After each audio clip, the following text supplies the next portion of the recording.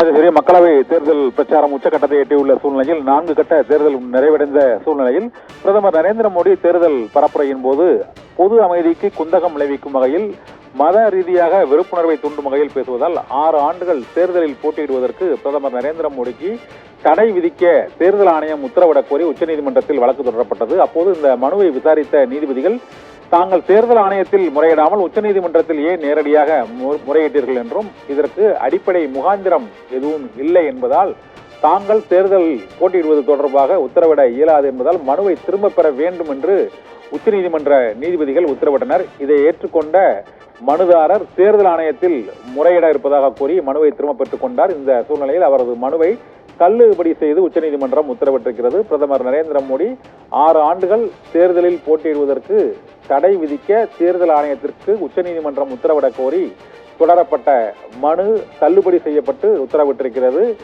பொது அமைதிக்கு குந்தகம் விளைவிக்கும் வகையில் தேர்தல் பரப்புரையில் பிரதமர் நரேந்திர மோடி பேசி வருவதால் அங்கு மக்களிடையே அமைதியற்ற சூழ்நிலை சமூகத்தில் ஏற்படக்கூடும் என்பதால் மக்கள் பிரதிநிதித்துவ சட்டத்தின்படி தேர்தல் ஆணையம் உரிய நடவடிக்கை எடுக்க வேண்டும் என்று அந்த மனுவில் கோரியிருந்தது.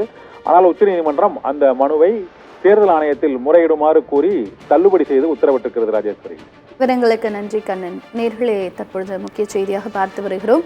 பிரதமர் மோடி தேர்தலில் போட்டியிட தடை கோரிய வழக்கானது உச்சநீதிமன்றத்தால் தள்ளுபடி செய்யப்பட்டிருக்கிறது. விவரங்களை எமது தலைமை செய்தி ஆசிரியர் கண்ணன் வழங்கிட பார்த்தோம்.